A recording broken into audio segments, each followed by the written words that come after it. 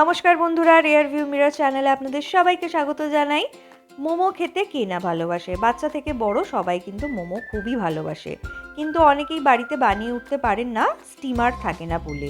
তাই স্টিমার ছাড়া বা উইদাউট স্টিমার বাড়িতে কিভাবে খুব সহজেই মোমো বানিয়ে নিতে পারবেন সেটাই আজকে আমি আপনাদেরকে দেখাবো। তার জন্য সবার আগে আমি ফ্রাইং প্যান বসিয়ে দিয়েছি, আর 1 টেবিল চামচ আমি এখানে অলিভ অয়েল দিচ্ছি, আপনারা সাদা তেল দিতে পারেন। তেলটা গরম হয়ে গেছে, এবার আমি 6 থেকে 7টা রসুন কুচি, 1 ইঞ্চি আদা কুচি আর একটা কাঁচা লঙ্কা কুচি দিয়ে দিয়েছি। কিছুক্ষণ নাড়াচাড়া করে নেওয়ার পর একটা ছোট সাইজের পেঁয়াজ, সেটাকে আমি কুচি করে নিয়েছিলাম, সেই পেঁয়াজ কুচিটাও আমি দিয়ে দিলাম। ভালোভাবে পেঁয়াজ কুচিটা দেওয়ার পরে কিন্তু নাড়াচাড়া করতে হবে ততক্ষণ যতক্ষণ না পেঁয়াজটা ট্রান্সলুসেন্ট কালার হয়ে যাচ্ছে। এবার বেশ কিছুটা পরিমাণ ক্যাপসিকাম আর গাজর কুচি দিয়ে দিলাম।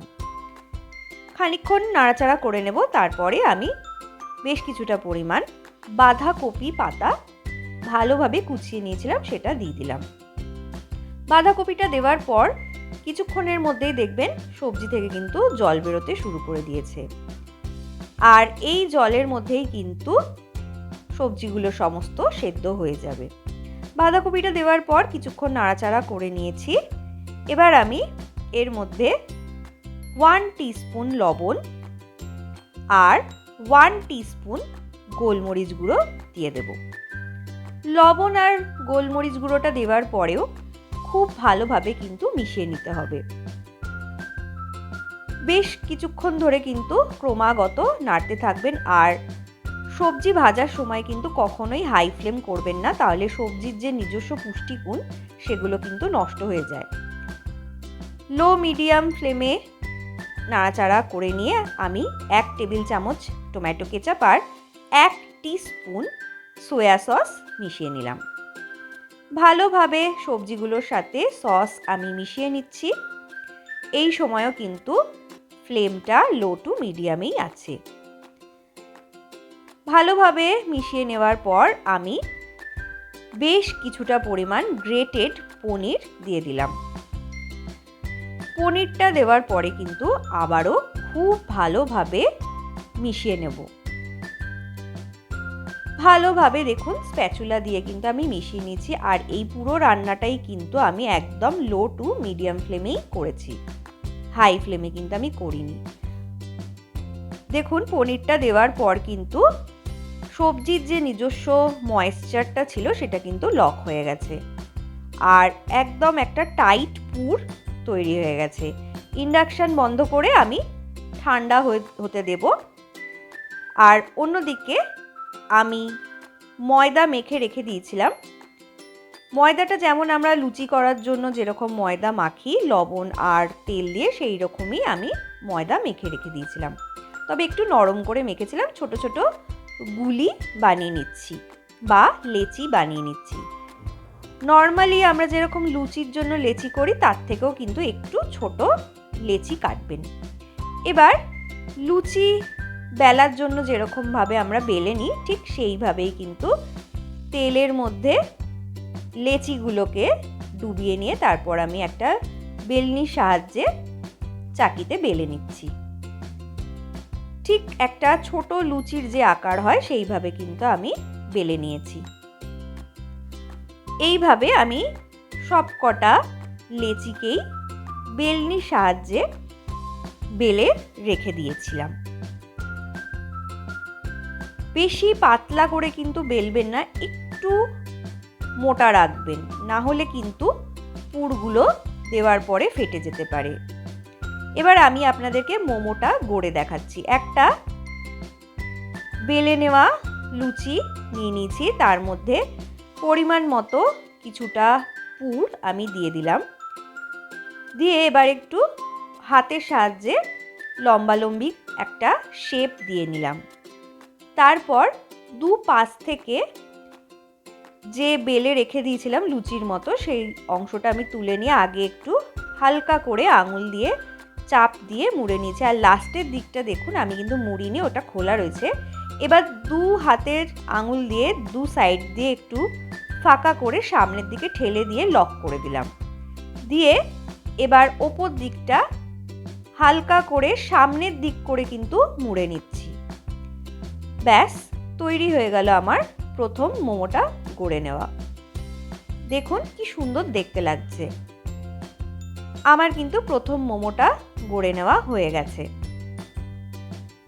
আমি আপনাদের সুবিধার জন্য আরেকটা মোমো গড়ে দেখাচ্ছি।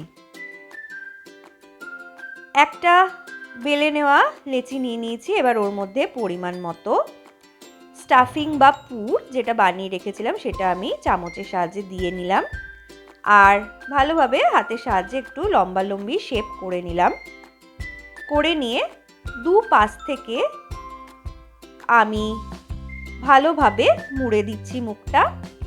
আর দুই ধার কিন্তু আমি প্রথমে মুড়ছি না। দেখুন এবারে নিচের যে একদম পেছনের যে ধারটা আমি কিন্তু দেখুন সামনের দিকটা ঠেলে দিয়ে পেছন দিকটা লক করে দিচ্ছি। আর ওপরটা দু হাতের আঙুলের সাহায্যে সামনের দিক করে কিন্তু মুড়তে থাকছি। এইভাবে আমি কিন্তু প্রত্যেকটা মোমোই গড়ে নিয়েছিলাম। দেখুন কি সুন্দর দেখতে হয়েছে, একদম দোকানের মোমোর মতো। এইভাবে আমি কিন্তু বাকি মোমোগুলো গড়ে নিয়েছি। আমার সমস্ত মোমো বানানো হয়ে গেছে। এবার আমি ইন্ডাকশানে একটা বড় পাত্র নিয়ে নিয়েছি বা একটা কড়াই নিয়ে নিয়েছি। এবার তার মধ্যে অল্প পরিমাণ অলিভ অয়েল দিচ্ছি। আপনারা চাইলে সাদা তেলও দিতে পারেন। আর একটা স্প্যাচুলা দিয়ে ভালোভাবে কড়াইতে মাখিয়ে নিচ্ছি। নিয়ে তার মধ্যে এক এক করে সমস্ত মোমোগুলো একটু ডিস্টেন্সে করে রাখছি যাতে গায়ে গায়ে লেগে না যায়। আর এই সময় কিন্তু ফ্লেমটা একদম লোতে আছে, হাইতে কিন্তু ভুল করেও করবেন না, তাহলে কিন্তু মোমোগুলো জ্বলে যাবে। মোমোগুলো সাজিয়ে নেওয়ার পর ওপর থেকে ফুটন্ত গরম জল দিয়ে দিচ্ছি। মোমো কিন্তু ঠান্ডা জলে কখনো দেবেন না। এইভাবে মোমোগুলো সেট করে ওপর থেকে গরম জল দিয়ে দেবেন। দিয়ে 5 মিনিটের জন্য ঢাকা দিয়ে রেখে দিয়েছিলাম। 5 মিনিট পর ঢাকা সরিয়ে নিয়েছি। মোমো কিন্তু আমার অলমোস্ট তৈরি হয়ে গেছে। দেখুন পুরো ফুলে কত বড় হয়ে গেছে সাইজে। আমার কিন্তু মোটামুটি কমপ্লিট। আমি একটু স্প্যাচুলা দিয়ে এপিট ওপিট করে তাও উল্টে পাল্টে দিচ্ছি।